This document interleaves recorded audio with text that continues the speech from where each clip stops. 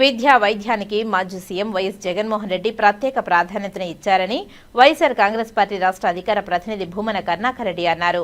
సోమవారం మీడియా సమావేశంలో ఈ సందర్భంగా కరుణాకర్ రెడ్డి మాట్లాడారు.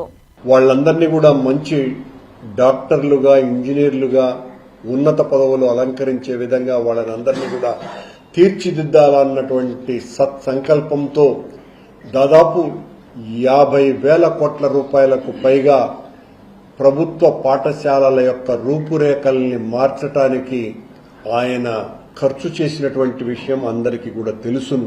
ప్రజల బాగోగుల పట్ల శ్రద్ధ కలిగినటువంటి ప్రతి ఒక్క సామాజిక కార్యకర్త, నాయకుడు అందరూ కూడా పార్టీలకు అతీతంగా జగన్మోహన్ రెడ్డి గారి హయాంలో విద్యకు, పేద ప్రజల యొక్క అభ్యున్నతికి ఆయన చేసినటువంటి ఖర్చు అజరామరమైనటువంటిది అనని పొగుడుతున్నటువంటి విషయం కూడా మనకందరికీ కూడా తెలుసును.